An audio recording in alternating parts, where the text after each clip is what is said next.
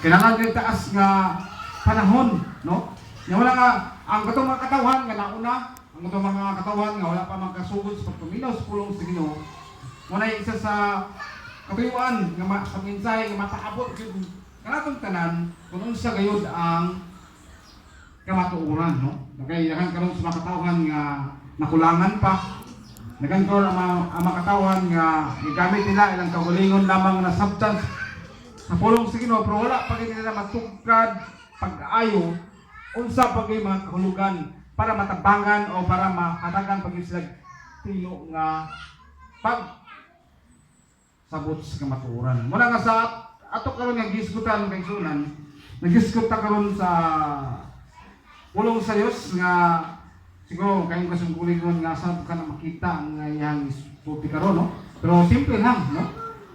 Sama sa tunandan nga makita gid kini diha sa buhat Kapitulo 2.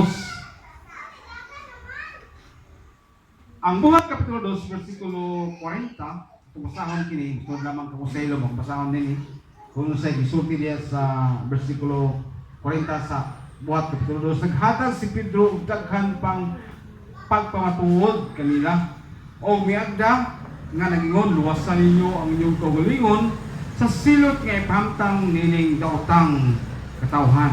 Na magampot ta, talay ko ikaw bahala mo nga langit nun, ikaw lamang ito Diyos nga mo ang gilauman, o among gisaligan, o amoy among manluluwas, kining mo pulong, imo kining paabot ka na mo, imo kining gidalit ka na mo, imo kining pahat ka na mo para makuha kami ginugdugang pa ng mga pagtunan, alang sa kayuhan, alang sa kauswagan, o alang sa dugang pa na mo nga kaligon sa mong pagpangalangot kanimo. So tabangin kami tanan, atay kami yung dugang pagkaangam, atay kami dugang pa nga pagdiya kanamo. Salamat kini tanan in the name of Jesus. Amen ug amen. Now sa atong kinabuhi mga kaigsunan, no? Dugay naman kita ingon nga uban siguro ako pa, uban dugay na mga nakapati sa pulong sa Ginoo, no? Kapila ta siguro ang uban siguro murag kapila na silang suod sa kasimbahanan, daghan nga panahon siguro nga misuod sila o kalalayan nga mga kasimbahanan tungod lamang gyud sa pagminaw sa pulong sa Ginoo. Apan sa matag alagad sa Ginoo nga mubatbat ini, adunay nagkailangan gyud nga idea nga ilang mapaabot alang sa pagpasabot sa pulong sa Ginoo. Muna ni kahuntagon kay sunan kung atong mabasa diha sa Buhat Kapitulo 2, no?